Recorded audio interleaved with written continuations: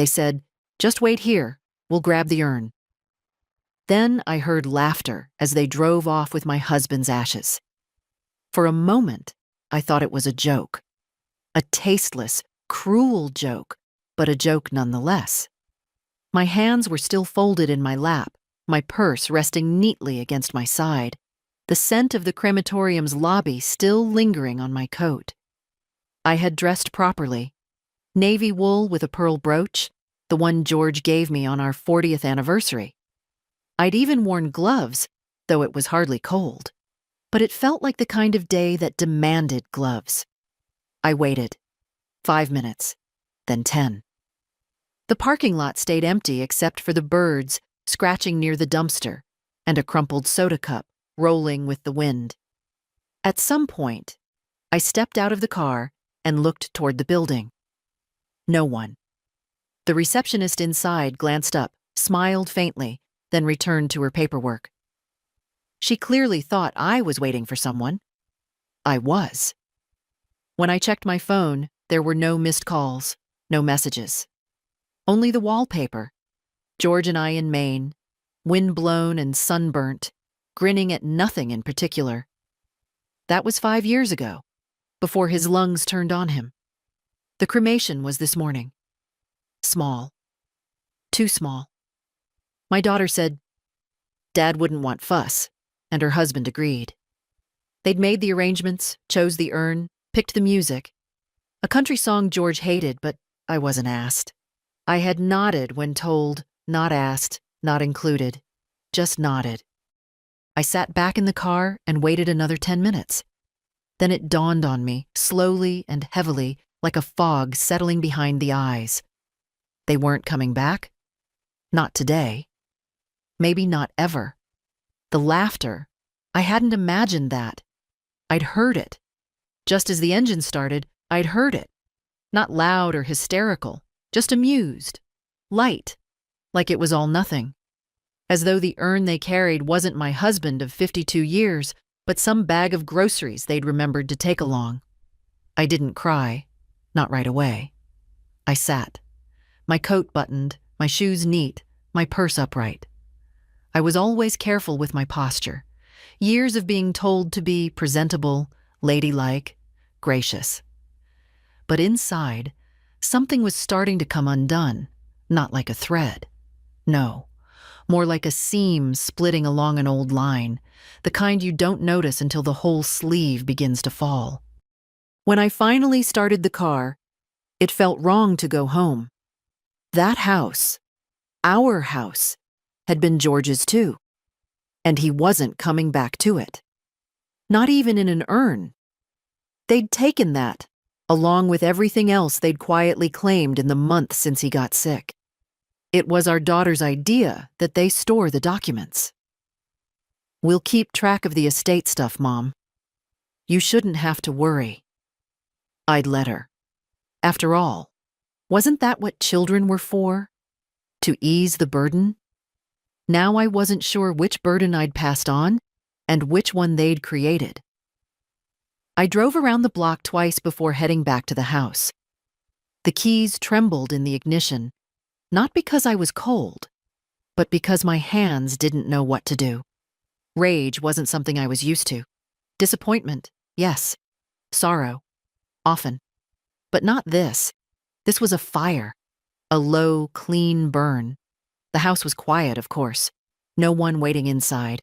No casserole dishes. No neighbors dropping by. Just the faint tick of the kitchen clock and the creak of the floorboards I'd meant to have fixed years ago. George would have known how to fix them. I hung my coat by the door, unwrapped my scarf.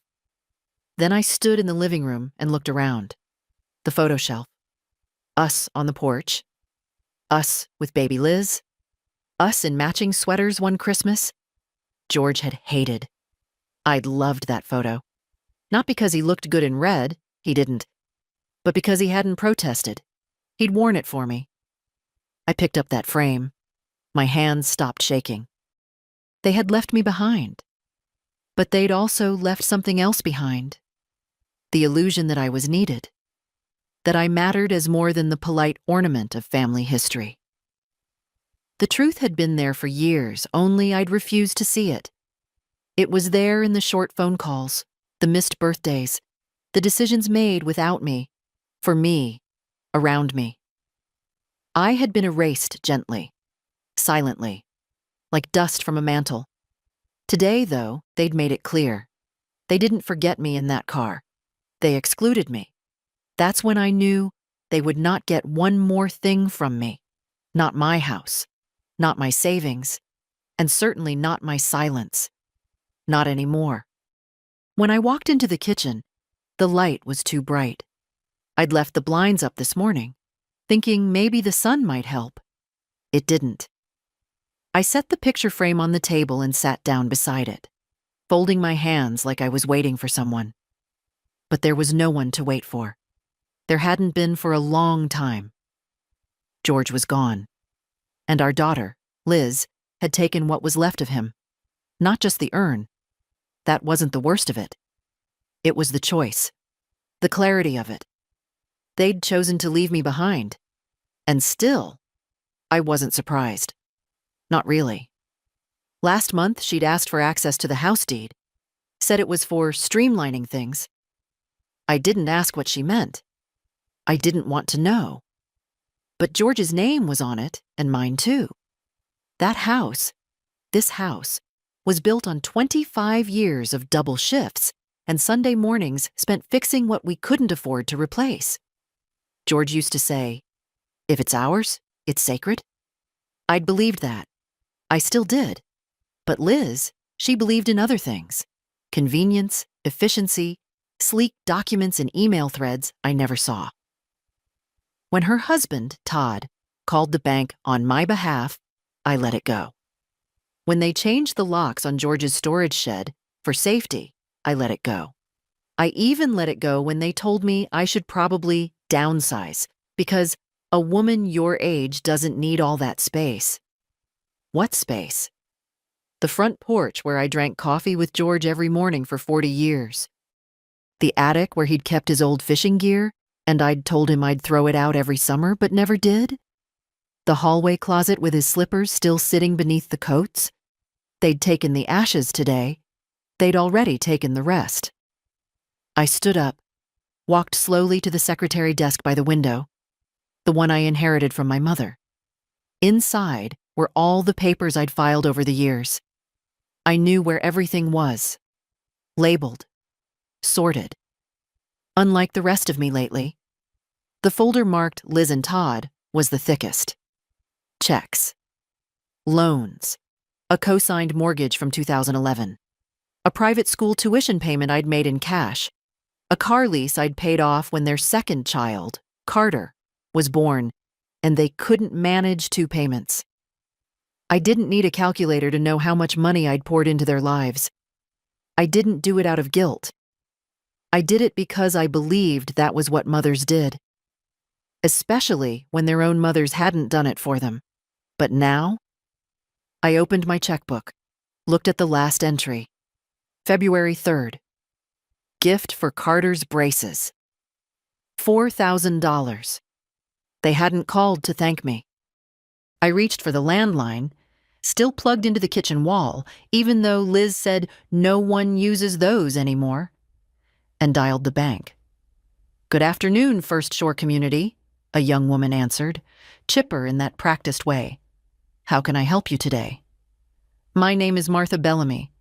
I need to speak with my account manager, please." "Of course. One moment." As the hold music played, I looked around the room. The tile George had laid himself.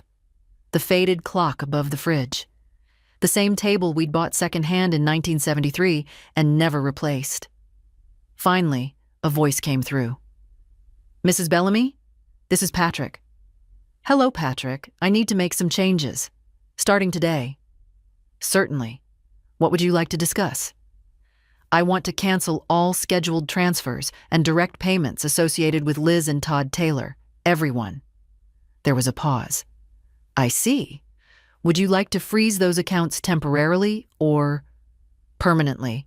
And I'd like to remove any third-party authorizations they have." Patrick cleared his throat. "Yes, ma'am. I'll just need to verify. I'm prepared for that, I said. And I was. I answered every question, gave every code, passed every checkpoint. Not a tremble in my voice. Not this time. As Patrick clicked away at his keyboard, I felt something loosen inside. Not relief. Not yet. But a beginning. I've marked everything for removal, he said after a few minutes. But we'll need your signature to finalize. I can schedule a visit or arrange for a courier. I'll come in tomorrow morning, first thing. Understood. Is there anything else I can do for you today? Yes. I paused. I'd like to set up a new account, a trust. Not for Liz, not for Todd, for someone who's never asked me for a single thing. There was another pause, longer this time. Certainly, Mrs. Bellamy. We can begin that tomorrow, too. Thank you, Patrick. When I hung up, the house was silent again. But it felt different now. Lighter. Not joyful. That wasn't the word. Just less burdened. I walked to the hallway, opened the closet, and pulled out the urn shelf George had built for his parents. I dusted it gently, placed it on the mantel. There would be no ashes to fill it with. Not now. But I left it there anyway. As a reminder. That night, I slept in George's robe. I'd done that the week after he died, when the smell of him was still tucked in the collar. That scent had faded now, replaced by laundry detergent and time. But the weight of the fabric still meant something, like he was near, like I wasn't entirely alone in the house that now echoed when I walked. In the morning, I made coffee stronger than usual and sat at the kitchen table with a yellow legal pad. I didn't know exactly what I was going to write. I only knew I had to write something. A list, maybe. Not of things I needed. I'd learned long ago not to expect much from that. No, a list of what I'd given. It began easily enough.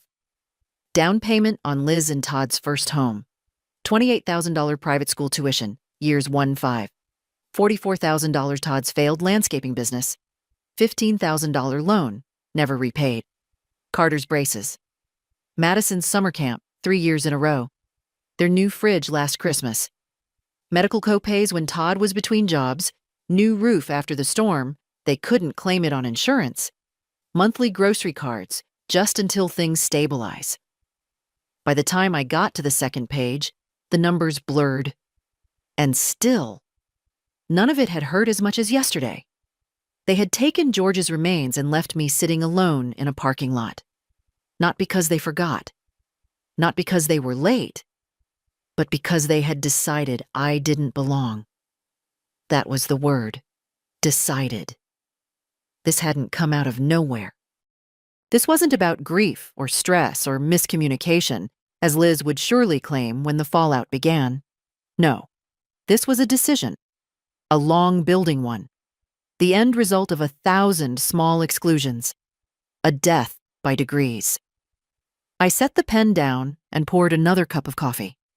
I hadn't eaten, but I didn't feel hungry. I felt quiet. A strange, powerful quiet. Like the kind you get just before a storm. Not the storm outside, but the one you carry inside you. Finally ready to move. I spent the morning cleaning. Not because the house was messy, but because cleaning helped me think. I dusted George's side of the closet, then my own. I packed a few boxes. Not of donations. Not yet. Just things I hadn't touched in years. I didn't need clutter right now. I needed clarity. At noon, I called my lawyer. Henry, this is Martha Bellamy. Well, hello there, Martha. I'm sorry again about George. I meant to...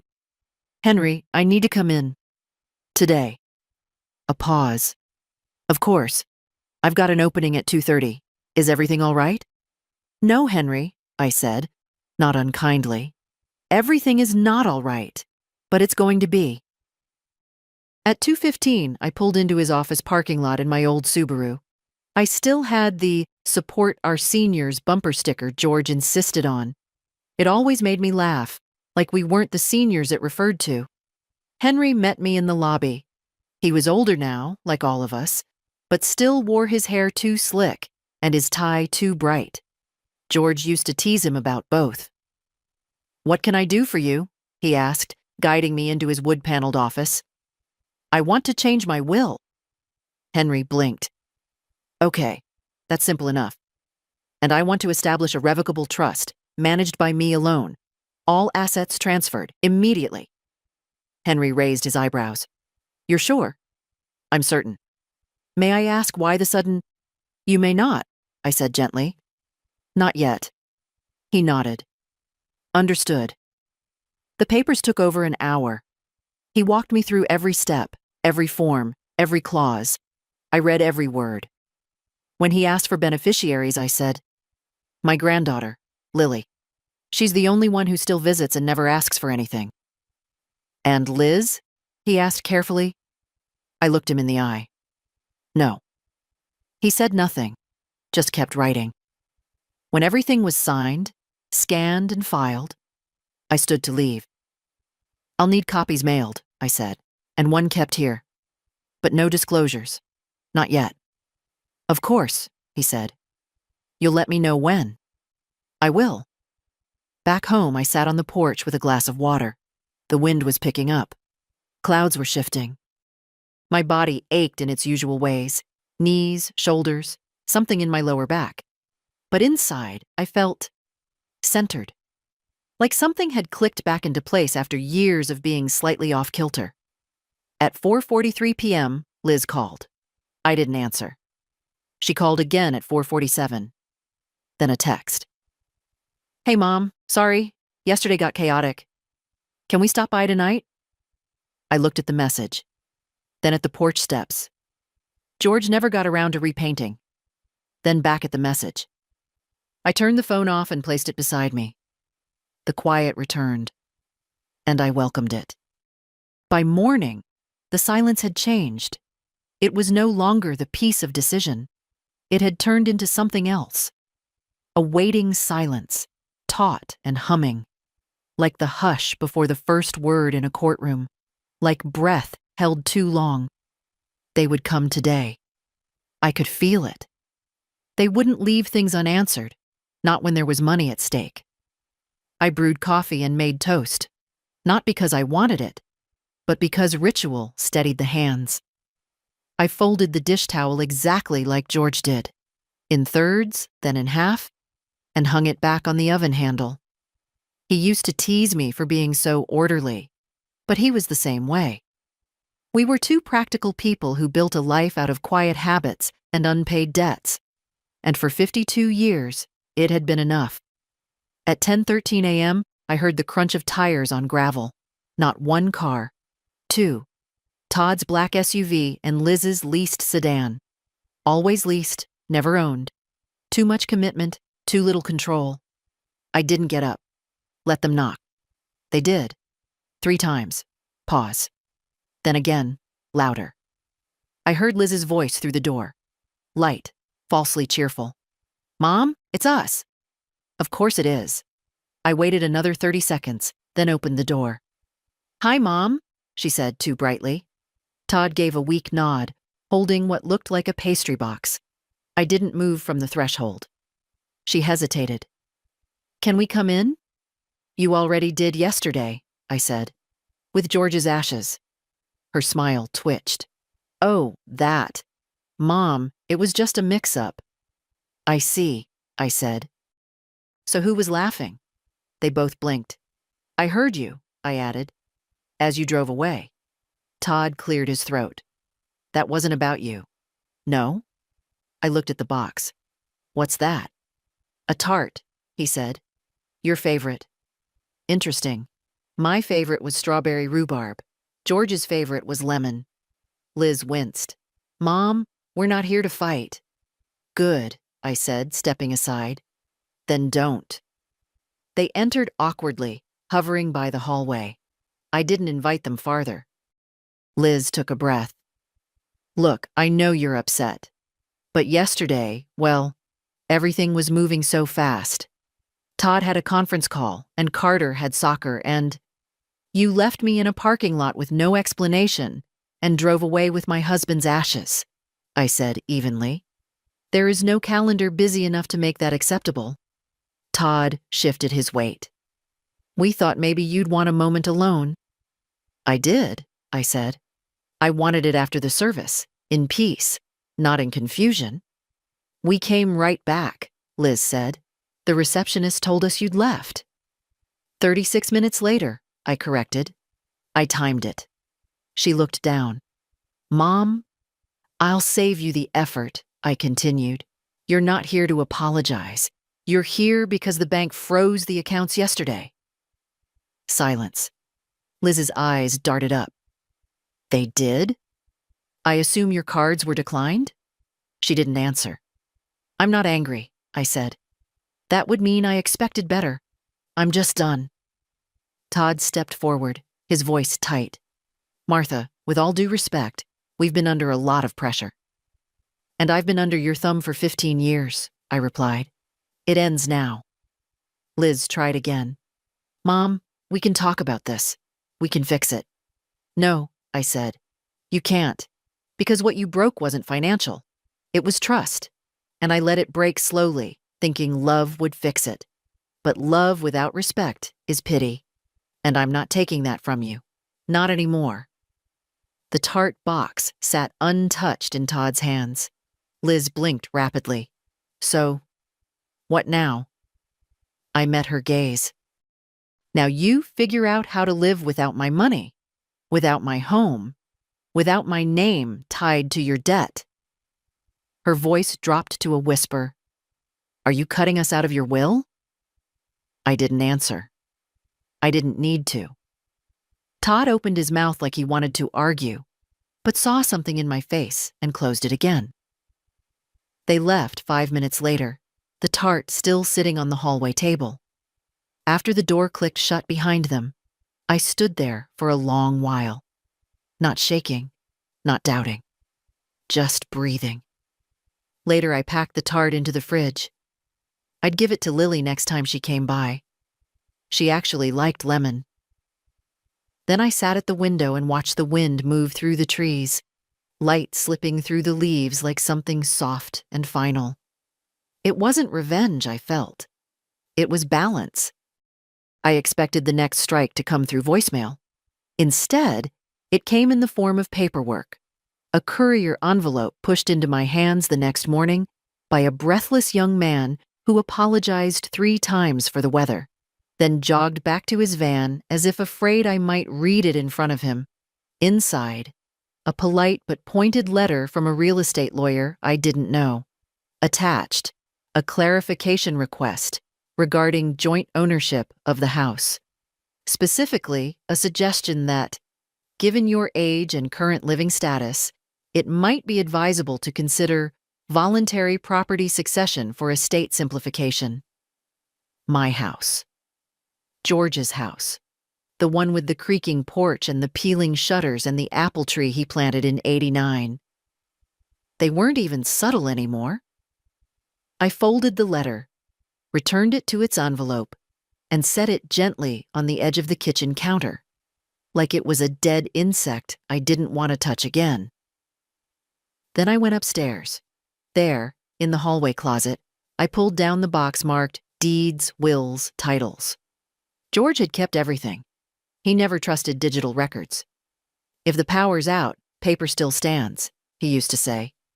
The house was purchased in 1976. Mortgage paid in full by 1993. Split evenly between George and me. No transfer, no trust. No clause that gave Liz or anyone else the right to even ask about it. I smiled. Then I pulled out the bright yellow notepad and added a new line to the list. Attempted claim on residence, 3-18. Response pending. I didn't call them. Let them wonder. Instead, I called Henry. They've started moving, I said as soon as he picked up. They want the house. Of course they do, he said. You've made it clear they're cut off, so now they'll try to grab what isn't protected. It is protected. I know, but they don't. Good, I said. He paused. Do you want me to respond to the letter? No. Let them waste their money. After the call, I spent the afternoon going through George's files. I found the photo he'd kept in a manila folder marked important. The two of us at the beach, our feet covered in sand, me holding a lemonade, him squinting into the sun.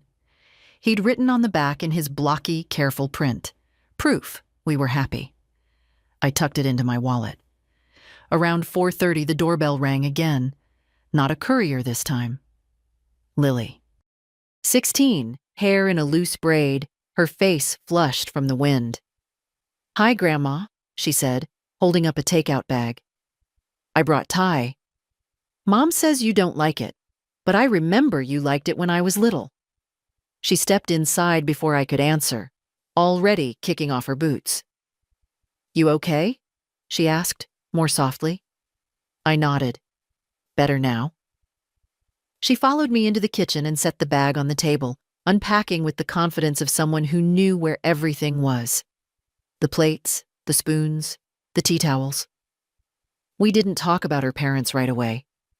We talked about school, about her debate team, about how she'd finally broken up with the boy I never liked and now saw why I never liked him. Then, between bites of noodles, she looked up. "They're freaking out, you know." "I imagine. They say you're making things worse." "I'm not making anything," I said. "I'm just no longer fixing it." She nodded slowly. "I told them I was coming here," she said. "Dad said it was a bad idea." "Did he?" "I came anyway." That part was clear. She set down her fork. "I don't know all the details, Grandma, but I know this. You never asked for much. You just showed up. Quiet, but always there. And now they're mad that you're not." I felt my eyes sting, but didn't let them blur. "You don't owe them an explanation," she added. "You don't owe them anything." I reached across the table and took her hand. "You're the only one who gets that," I said. "Then let me help." She came again the next day, and the one after that. Helped with errands. Cleaned out the attic without being asked. Made tea. Asked questions about George. Not about the will, not about the trust, but about the man. That Sunday, I gave her the tart from the fridge. She laughed when I told her who it was meant for. "They even get the desserts wrong," she said. Later that night, I saw a photo on her social media. Her holding a slice, captioned, "Lemon Justice." I didn't comment. I didn't need to. The girl knew exactly what she was doing, and she knew who she was doing it for. The letter didn't go unanswered for long. By Thursday, another envelope arrived. Same courier, same apologetic expression. This time, the tone inside was different, firmer, more urgent, less polite.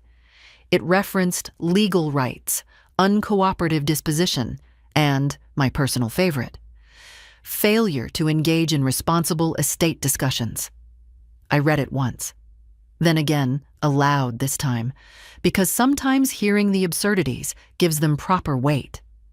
Failure to engage. After all those years of Sunday dinners, birthday cakes I made from scratch, sleepless nights watching over sick grandkids, rent paid in silence, insurance premiums covered with a smile, I was now failing to engage.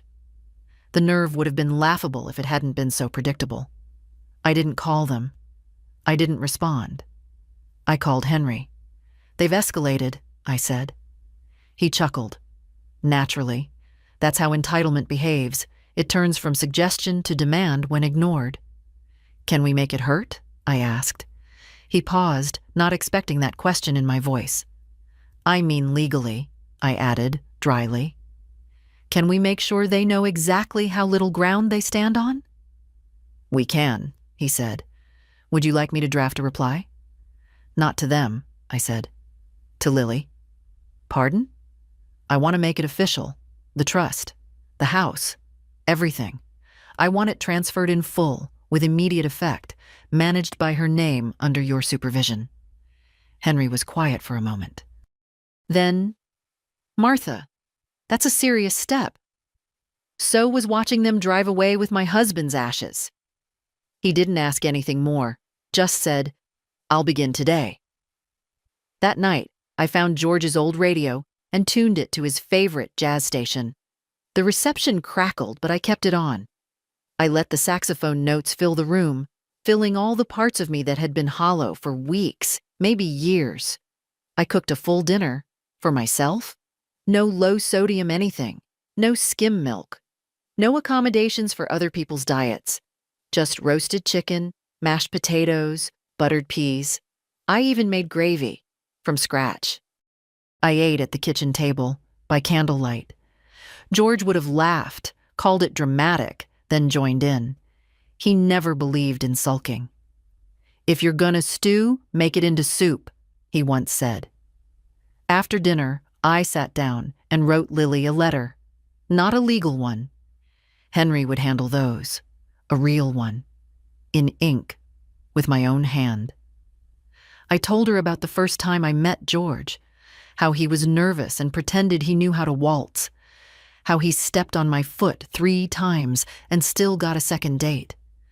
I told her how we bought the house, how the roof leaked for a year before we could fix it, how George made the fence out of salvaged wood, painted each plank by hand, and spelled my name into it with white flowers.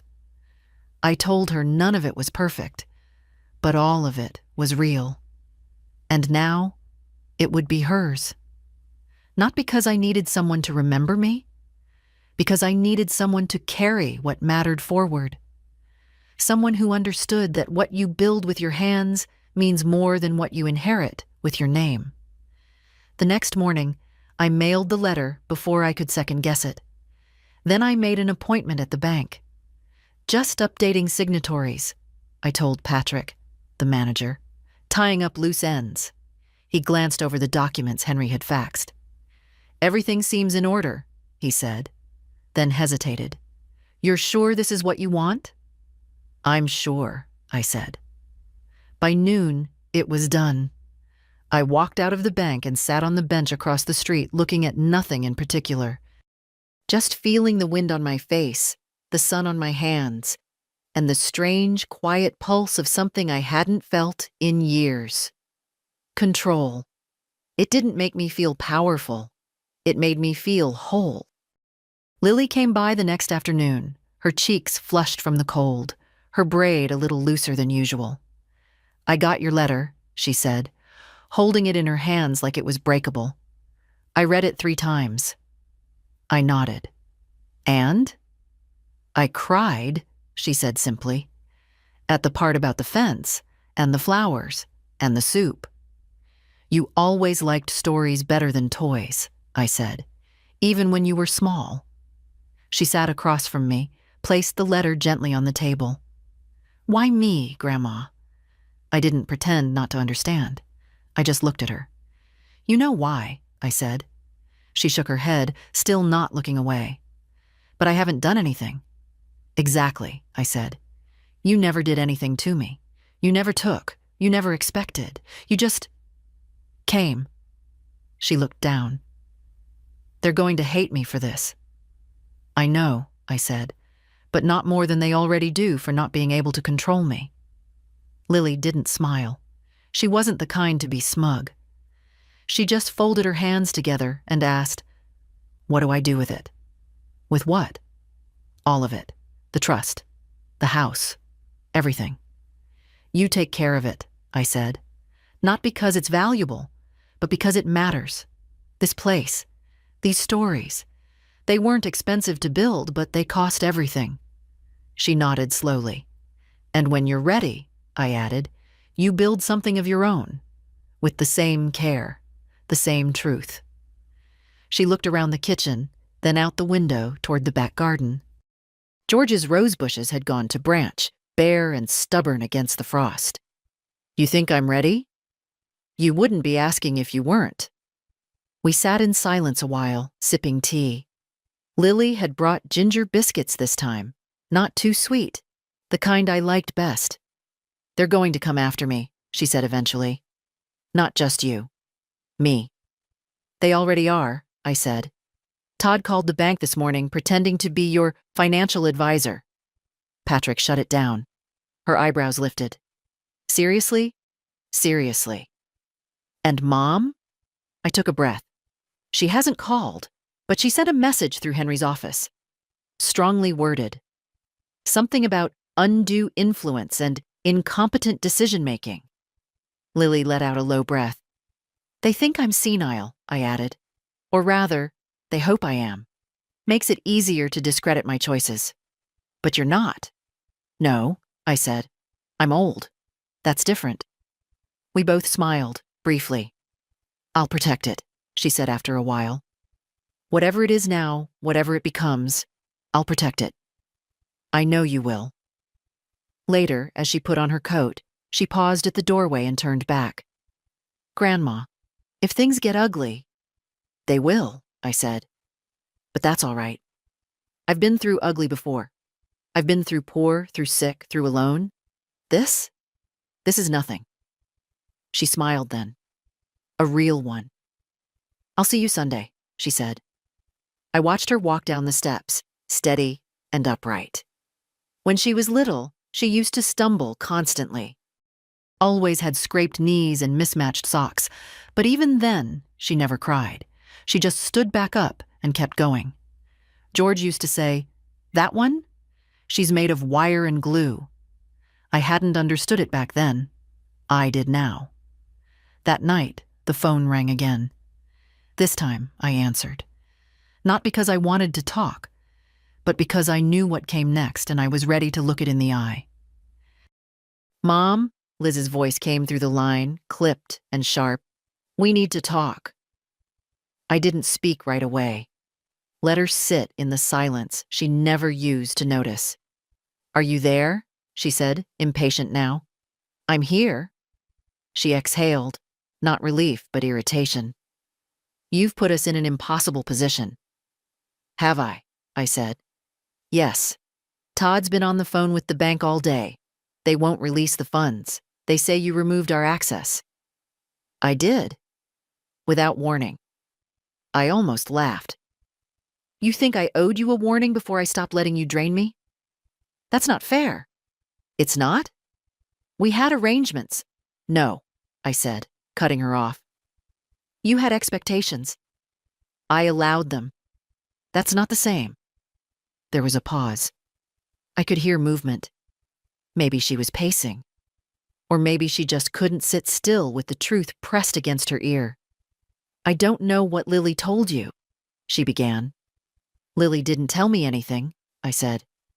You did. With your silence. With your behavior. With that letter you sent me through a lawyer instead of your own voice. She scoffed. You're overreacting. To what, exactly? Being left in a parking lot while you drove off with my husband's ashes? That was, don't, I said. Quiet, firm. Don't rewrite it. The silence stretched again, but now it was brittle. I don't know what you're trying to prove, she said. Nothing. Then why all this drama? Cutting us out? Giving everything to Lily? Because I finally remembered who I am, I said. And who you've become. That's not an answer. It's the only one you're getting. I could hear her breathing shift, the rhythm no longer controlled. We took care of you, she said suddenly, voice trembling with anger. After Dad died, we were the ones who handled everything. The estate, the bills, the cremation. You didn't want to deal with it. You didn't let me. That's not true. You told me I was fragile, that I should rest, that George wouldn't want me to stress. He wouldn't, she snapped. He also wouldn't want his ashes driven off in the back seat like a takeout order. Don't be cruel. I was quiet for a moment. I've spent the last 10 years being careful not to be cruel, I said. It didn't make you kinder. It just made you bolder. You've turned Lily against us. No, you did that. She's just a child. She's 16, and she has more dignity in her than the two of you combined. The line went silent again. Then, she'll regret it, Liz said. You're putting her in the middle of something she doesn't understand. No, I said, voice low now. You're the one who put her there. I'm just giving her a way out. There was a click. She'd hung up. I sat there for a while, the dial tone buzzing in my ear, before setting the phone gently back on its cradle. The sun had started to set, throwing long shadows across the living room. George's chair looked like it was waiting for someone. For a moment, I thought I heard him. Not his voice exactly, just the memory of it. That's the thing about finally saying no, he once told me after I'd walked out of a PTA meeting in tears. It only hurts the people who've gotten too used to hearing yes. He was right. Liz wasn't wounded. She was startled. And startled people lash out. Not because they're betrayed, but because their grip slipped. I got up, poured myself a glass of water, and watched the first stars prick the sky. They would come again, with pleading or with threats. Didn't matter. I'd stopped answering to guilt, and I sure as hell wasn't going to start answering to fear. They didn't come the next day. They came the day after that.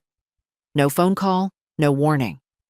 Just Todd's SUV pulling into the driveway like nothing had changed, like he hadn't filed letters, made calls, pulled strings to try and take what wasn't his. Liz got out first. No makeup, not her usual blow-dried armor. Her face was bare, drawn, and, if I was generous, maybe even a little afraid. Todd followed, holding a manila folder. I didn't move to greet them. I didn't offer coffee. I opened the door and stood in the frame, hands clasped loosely, posture steady. I wasn't inviting them in. I was setting the tone. "Mom?" Liz said, trying a softer voice now, like we were back in the realm of civility. "Can we talk?" "We are," she faltered, glancing at Todd. He stepped forward. "Martha, this has gotten out of hand." "No," I said. "It's finally in hand. Mine." He held up the folder like it was a white flag. "These are just documents, proposals, options. Nobody's demanding anything."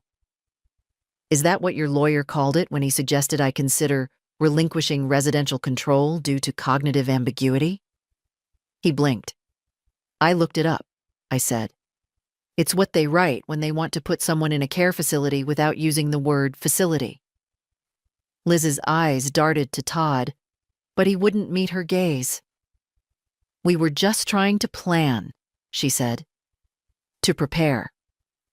"For what?" I asked. "For the day I finally stopped funding your lifestyle?" Her lips parted. No sound came out. "I was never supposed to outlive my usefulness," I said. "That was the real plan, wasn't it?" Todd stepped in again. "We were worried. You've been making impulsive decisions. The trust, the house, the bank accounts." "Impulsive?" I repeated. "These are decisions I should have made 10 years ago. The only impulse was in waiting this long." Liz's voice cracked. "So that's it? You're just cutting us off completely?" "No," I said. "I'm setting boundaries. You can live your lives, just not on my back. But we're your family." "I know." "Then act like it," she snapped. I tilted my head slightly. "You first." Todd held out the folder again. "Just look through this. Please. It's a compromise." I didn't take it. Instead, I looked at Liz. "You left me in a parking lot, Liz. You didn't forget me. You made a choice." Her eyes welled up, but not with shame, with fury. The kind that rises when you realize the person you dismissed still holds the final word. "You'll regret this," she said quietly. "I already regret what came before it." They stood there another few seconds, and then, when it was clear I wasn't going to change my mind or reach for the folder, they turned and left. No shouting, no final blow, just silence. As they drove away, I didn't feel victorious. I felt solid. After they were gone, I took a walk around the backyard. George's tools still hung on the rusted nail under the porch. His gardening gloves were stiff with age, but I couldn't throw them away. I ran my fingers over the wooden handle of his spade. He always said you don't pull weeds just once. You check again in a few days. They like to come back. This wasn't over, but they knew now. The ground had changed.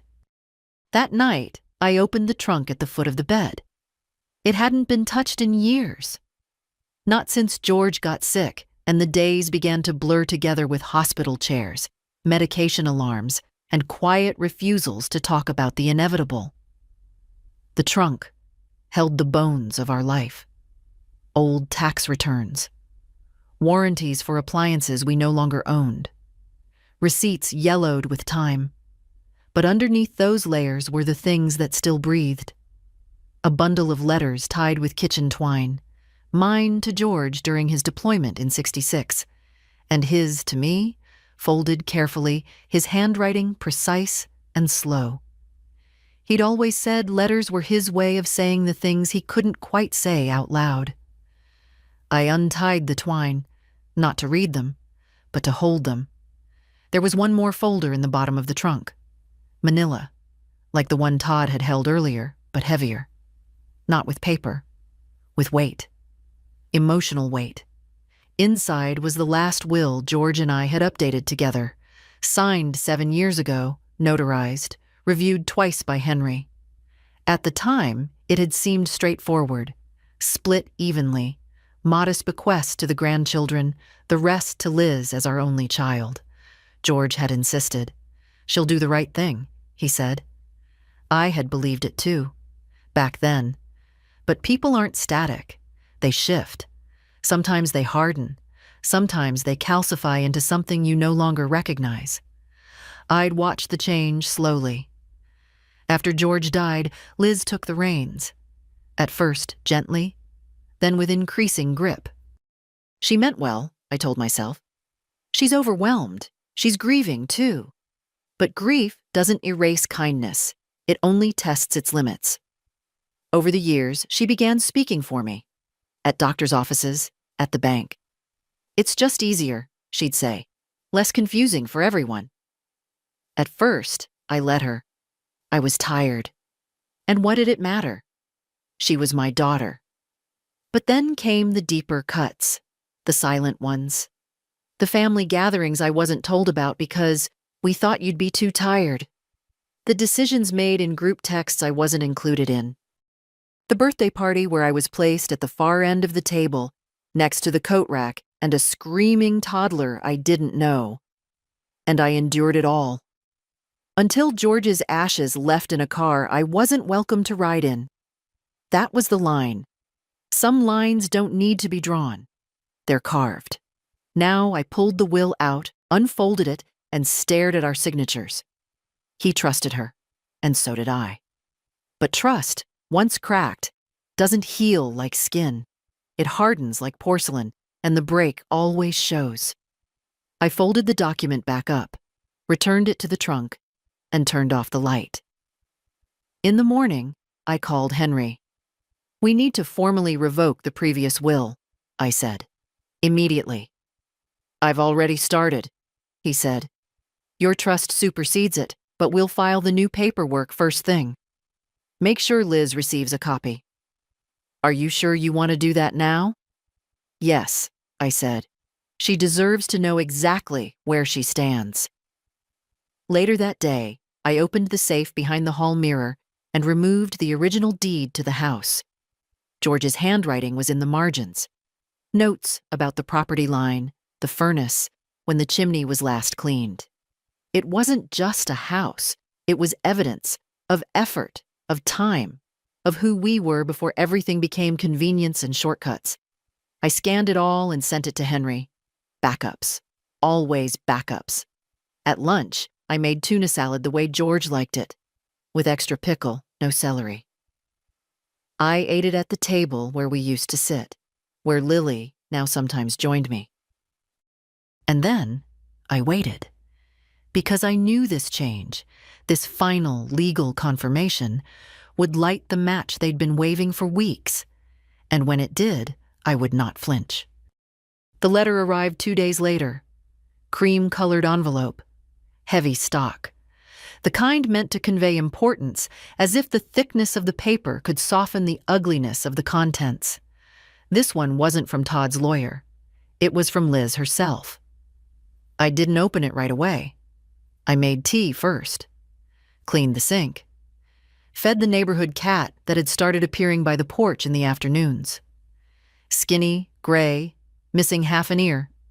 I'd started calling him Charles, after my grandfather. Stubborn and half-wild, but polite enough to sit still when I spoke.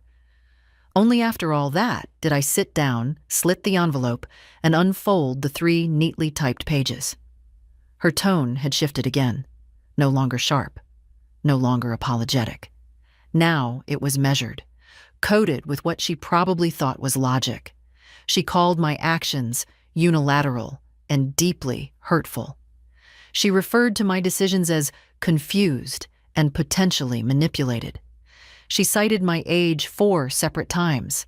She reminded me that family decisions should be made with family input, and she closed with a thinly veiled threat.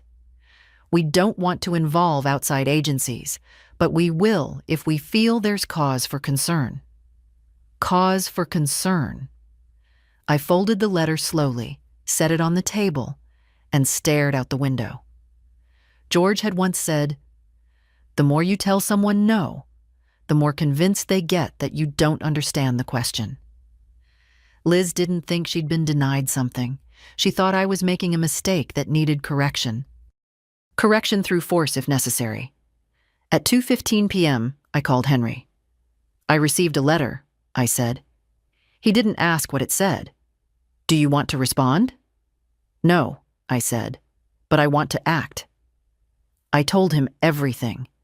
The attempts to question my capacity, the veiled threat of guardianship, the implication that I was being unduly influenced. "And Lily?" he asked. "She's fine. They haven't come near her. Yet." He paused. "We can make this airtight, ironclad. A trust under joint legal supervision, with clauses that activate upon any attempt to contest." "Yes," I said. "Do it." When I hung up, I didn't feel afraid. I felt finished. Finished pretending this was a misunderstanding. Finished hoping Liz might come around. Finished waiting for the daughter I used to know to come back. She was gone. Not dead. Not vanished. Just transformed into someone who measured love in assets and loyalty in control. And that wasn't someone I could save. Later, Lily stopped by. She found me in the garden, trimming back what was left of the lavender bush. She sat beside me in the grass, brushing dried leaves off her jeans. "Mom says you're being reckless," she said quietly. I didn't look up. She said it in writing, too. She's trying to rally people. Aunt Martha, Uncle Dan. Says you're not well. Says I'm too young to know what's happening. And what do you say?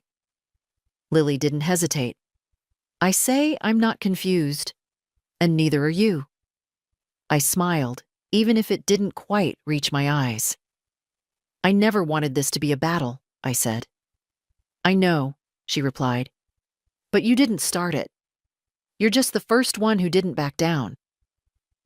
We finished in silence, the two of us kneeling in the garden, hands in the dirt, pruning what was dead to make room for what might grow again. After she left, I returned to the house and placed Liz's letter in the fireproof box where I kept my passport, George's discharge papers, and now the new trust documents. Proof of who I'd become, of what I'd refused to let continue, and of what no letter, no lawyer would ever undo. By the end of March, the ground had begun to thaw. The grass still held patches of frost in the shade, but the air smelled different, softer, earthier. George always said you could tell spring was coming, not by the temperature, but by the smell of the soil waking up. I was waking up too. The trust was finalized that week. Henry delivered the documents himself, tucked neatly in a blue folder, every page initialed, every clause reviewed twice. It's done, he said, setting the folder gently on the table. They can't touch it now. Not a dime. Not an acre. I nodded, but didn't reach for the papers right away. Lily will get a notice in the mail, he added, with full instructions. But she already understands, doesn't she? She does. Henry leaned back in his chair. You've set something in motion, Martha. Something big. I didn't set it, I said. I just stopped pretending it wasn't already moving. He gave a small, respectful smile. Not the condescending kind people give older women when we use words like power or plan. Real respect. Like he'd finally seen what had been there all along. After he left, I placed the folder in the safe, next to George's things. Later that afternoon, I drove into town. Not for errands, not for groceries. For something else. I parked by the courthouse and walked 2 blocks to the small building with the green shutters and the plaque out front. Bellamy Community Center. In memory of George Bellamy, 1942-2024. The center had been his idea years ago, back when he volunteered at the local shelter and said the kids needed more than soup and sermons. They need space, he told me, and something with their name on it. I'd laughed at the time. What name? Yours? He'd grinned. Why not? They'll remember it better than Smith. Back then, we didn't have the money. And then when we did, George got sick. And the plan sat in a folder, untouched. Now, it wouldn't sit anymore. I met with the director, a kind woman named Alma who hugged me without asking first and cried when I handed her the donation notice. This is everything, she said, voice breaking. This is more than we hoped for. I nodded. He would have wanted it quiet, nothing flashy. We'll keep his name small on the sign. And the kids? They'll have books, computers, meals, after-school programs, all of it. I didn't stay long. I didn't need to. The walk back to the car felt lighter. Not because I'd done something noble, but because I'd finally done something real. Something that couldn't be twisted or taken or erased. When I got home, Lily was already there, sitting on the porch steps, a book in her lap. She looked up. Where were you? Putting your grandfather's name where it belonged. She smiled. And where's that? On something worth remembering. We went inside. I made tea. She told me about her upcoming debate finals. I asked what topic. Restorative justice, she said. Whether it's effective. Whether it lasts. Is it? I asked. She thought for a moment. Only when people stop pretending harm never happened. I nodded. Then you'll win. That night, I lit a single candle on the mantel. No pictures, no prayer, no big gesture. Just light. Soft and steady. A small, firm mark in the dark. The next knock at the door came just after noon on a Wednesday. Not a courier this time. Not Todd. Not Liz. It was Madison, the younger one. Lily's sister. She was 17 now, though I still remembered her best with pigtails and strawberry jam on her cheeks, laughing at everything and nothing at all. She stood on the porch, arms folded, eyes shadowed with a kind of worry that didn't belong to someone her age. Can I come in? She asked. I stepped aside without a word. She walked in slowly, looking around like she was visiting a place she barely remembered. She sat at the kitchen table, same chair Lily always chose. I poured tea, though she didn't ask for it. I know I'm not supposed to be here, she said finally. Who told you that? Dad. He said you're dangerous now. I almost smiled. Am I? She looked at me, truly looked. No, you're not. We sat in silence a moment. I read Mom's letter, she said quietly. She left it out. Did you? I didn't understand most of it. Just that she thinks you're confused. And what do you think? She hesitated, then shook her head. I think she's scared. Not of you. of losing. Losing what? The version of her life where she's the one in control? I said nothing. Sometimes silence says more than any affirmation. Madison picked at a thread on her sleeve. Is it true? About the house? The trust? Yes. And Lily? Yes. She's not even the oldest. She's not even trying to be anything, I said. She just is. And that's more than enough. Madison nodded, slowly. Can I ask you something? She said. Of course. Do you hate them? I looked out the window for a moment, where the wind had begun to shake the trees just enough to remind the house we were still in March. No, I said finally. Hate takes energy. I've spent enough of that on people who think love is a transaction. She nodded, her expression older than it should have been. Do you think they'll ever stop? She asked. Trying to get it back. They'll stop, I said, when they've told themselves a version of the story they can live with. What do you mean? They'll say I was senile, or manipulated, or bitter, that I played favorites, that I forgot what family means. Is that what happened? No, I said. But that's what they'll need to believe, so they don't have to face what they did. Madison didn't speak for a long time. Then, I don't want to end up like that. You won't, I said, because you're here. She stayed for an hour. We didn't talk much more. I let her sit in the quiet, let her feel what it was like to be in a place that didn't ask anything of her. When she left, she hugged me. Not quickly, not awkwardly. A real hug. That night, I wrote her name beside Lily's in my ledger. Not legal, not binding. Just mine. Because some things are worth recording even if no one else ever sees them. The invitation wasn't fancy. Just thick cream cardstock with embossed lettering and a small blue bellflower pressed into the corner, George's favorite. I'd found the old seed packet in the shed, tucked behind the jars of screws and paintbrushes he never threw away. The event wasn't a service. I didn't want speeches or music or platitudes about a man who never liked crowds. It was a dedication. The community center had finished the renovations early. A fresh coat of paint, a new reading room, a backlot turned into a garden space. Lily said they'd already started a little vegetable patch, named each bed after someone from town. Mr. Sherman's tomatoes, Miss Patel's herbs, and now, George's bench.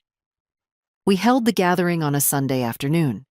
Clear skies, wind light enough to carry the smell of fresh mulch and lavender from the edge of the yard. People showed up, more than I expected. Some were kids who remembered George from the shelter days. Some were folks he'd helped quietly, fixing a leaky faucet, replacing a tire, delivering groceries without being asked. I didn't make a speech. Alma did. She stood near the garden gate and told them about a man who gave quietly, who never needed a stage, who said, "If you see a need and you've got hands, the question's already answered." People nodded. Some wiped their eyes. Lily stood beside me, not dressed up, not shy, just present, steady. Madison came too. She stood off to the side, arms folded like a shield, but her eyes never left me. Liz and Todd didn't come. Neither did Carter. I hadn't expected them to. After the ceremony, people wandered through the building, touched the new tables, flipped through the donated books. I stayed by the bench. Simple, wooden, no plaque. Just a small carving along the backrest. Built by hands that never stopped trying. George didn't care for grand legacies. He just wanted things to work, to hold. I sat down on the bench for a while, watching kids chase each other around the planter beds. One of them tripped and laughed, scraped his knee, and kept running. Lily sat next to me, quiet, as always. After a while, she said, "He'd be proud. I think he'd just ask why we didn't use cheaper wood." She laughed. "Did you know he helped my friend's mom fix her porch swing once? She said he brought his own tools and didn't even stay for lemonade. I nodded. That sounds right. We sat a while longer. Then Lily reached into her bag and pulled out a folder. I wanted you to see this. Inside, photos of the garden, a copy of the activity calendar, a list of the new programs launching next month. One page caught my eye. Bellamy Youth Grant, in memory of George Bellamy, for students pursuing trade work, elder care, or community service. I blinked at it. You came up with that? I asked. Not alone, she said. But yeah, he would have liked that. A lot. I know. People began drifting out. Someone handed me a paper plate with half a slice of lemon tart. Thought you might want the last one, they said. I looked at it, smiled, passed it to Lily. Go on, I said. Justice tastes better the second time. She laughed, took a bite, and we just sat there. No one needed to say it, but it hung between us anyway. He was gone. But what he built, and what he believed, wasn't. And now, it never would be. I didn't expect the last confrontation to come in person, but it did. A week after the dedication, on a Tuesday morning soft with rain, I heard the gate creak open.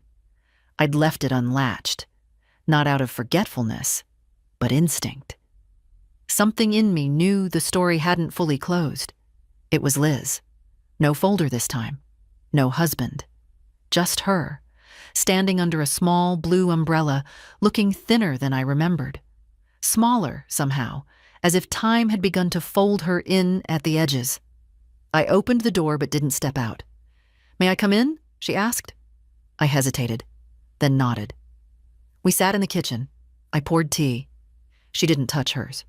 For a long while, neither of us spoke. Then, quietly, she said, You really did it. I nodded once. You gave her everything. Not everything, I said. Just what mattered. She looked down at her hands. I'm not here to ask for it back. I know. I don't know who I am anymore. I studied her face, the lines that had deepened since Christmas, the way her shoulders hunched now like someone who expected to be scolded. You're not a villain, I said.